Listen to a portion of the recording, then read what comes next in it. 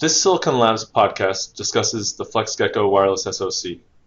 These SoCs are ideal for customers working with a proprietary wireless network. Christian Cotiga, a senior product manager for IoT Wireless at Silicon Labs, will answer a few questions to help all of you better understand this product. So Christian, thanks for joining us. Thank you for having me, Kyle. The first question I'd like to get some answers for is what are some of the improved peripherals that are now available in the new FlexGecko, the FG14? Okay, when compared to our initial wireless Gecko devices that we released about 1.5 years ago, these were EFR FG1, 30 FG1. We have improved in EFR 32 FG14 the overall power consumption by reducing the sleep current up to 48%. We added deep sleep data processing capabilities like the LE-Sense.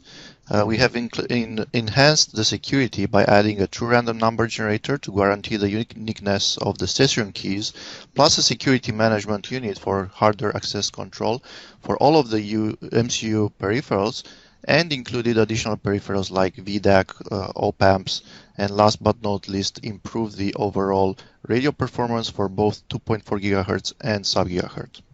So yeah, those are quite a few improvements that I'm sure you got requests from the customers for.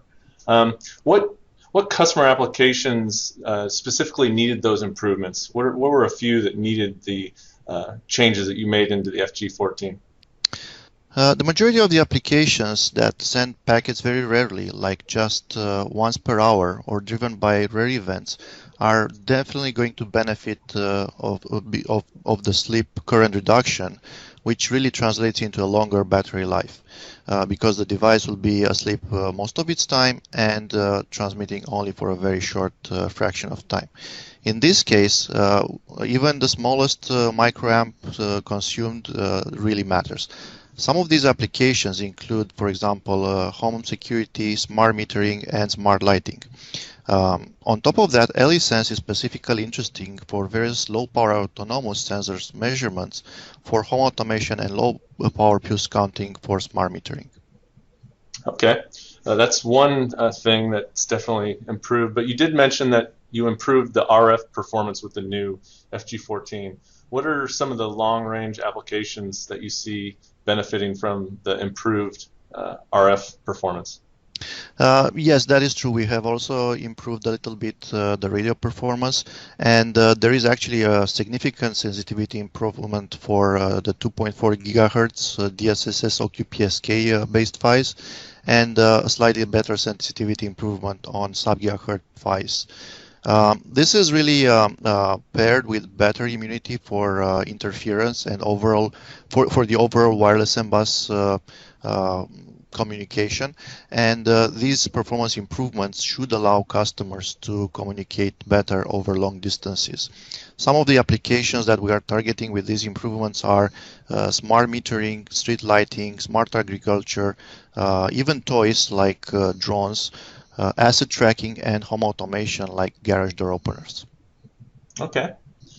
You in your other conversations I've had with you, you've mentioned that there are benefits for engineers to use proprietary wireless networks versus standards-based. Can you share with the people listening some of the advantages customers get with a proprietary solution? Yes, definitely. So one of the things to keep in mind is that today the majority of the most popular standards, for low power wireless communication protocols that are usually used in Internet of Things like Zigbee, Thread, Bluetooth, or Wi-Fi, these run on 2.4 gigahertz non-licensed ISM bands. With the current expansion of these connected applications, this actually makes the 2.4 gigahertz spectrum very, very crowded and more challenging to achieve reliable communication because of that. Customers who are really not necessarily interested in interoperability with other vendors or are not really interested to participate in these ecosystems now have the option to use EFR 32 FG14 on less crowded sub-gigahertz bands, which also give them the benefit of less over-the-air congestion, longer range, and better material penetration due to the higher wavelength of the signal. This is just simple physics. Besides that, customers that are implementing proprietary wireless networks on both 2.4 GHz and sub-gigahertz bands now have the opportunity to develop more advanced channel scanning algorithms and even better routing protocols for their networks, which can greatly improve the overall robustness of their network. Okay, that makes sense. What about, you mentioned sub-gigahertz, getting out of the crowded 2.4 gigahertz band. What are some of the advantages that the FG14 bring to the sub-gigahertz RF band? Yes, EFR32FG14 actually enhanced our offering, and in general for wireless Gecko, some of the key differentiating features is the support for DSSS or QPSK modulation on both sub-gigahertz and 2.4 gigahertz. That really helps because of the spreading with the immunity to interferers. And on top of that, we also have in EFR32FG the shaped FSK modulation with data rates up to 2 megabit per second in 4G FSK mode, a very versatile modulator and demodulator with support for block coding, for error correction, automatic frame generation, and integrated 20 dB MPA. All of that is paired with a maximum receive sensitivity of minus 126 dBm, which effectively translates into a total link budget of 146 dB on frequency bands ranging from 110 megahertz to 956 megahertz. That is in our opinion, a huge differentiator that should help a lot of customers develop their proprietary wireless protocols. Okay, and I'm not as good as you are with the wireless terminology. Maybe some of our listeners, if you could explain what you meant about the improved performance within the RF interferers, what do you mean by that? So in general, an interferer, it's a signal that comes either on top of our interest signal or really next to the signal that is of interest. The better performance in the presence of RF interferers was actually achieved by adding two peak detectors to the internal AGC loops, and that helped the receiver to behave better. These two peak detectors, which is one for the in-band interferers and the other one for the adjacent channel interferers, help identifying and automatically configure the proper gain settings for the receive chain and allow the modem to successfully detect, demodulate, and perform error correction on the received signal, even in the presence of these very strong interferers. Okay.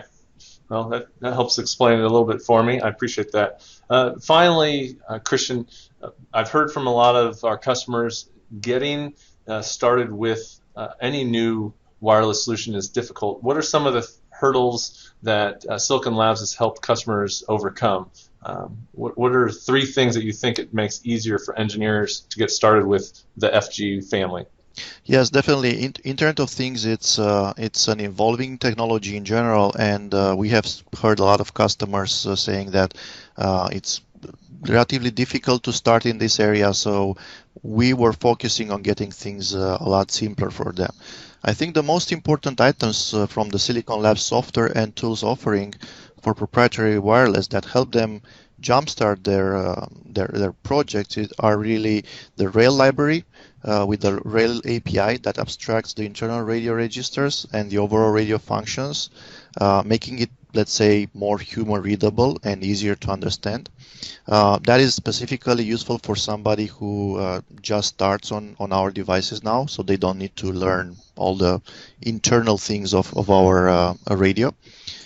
Then we do have a quite interesting radio configurator tool that is available in Simplicity Studio that allows customers to define and configure their own proprietary set of PHY configurations. Basically, customers can go there and tweak up to the finest setting, let's say, what is needed for implementing their specific configuration. And last but not least, we have the Connect networking stack, which is a very simple, ready-made networking stack that we think is very easy to use also. And the the biggest benefit of it is that it can run on both 2.4 gigahertz and sub-gigahertz bands.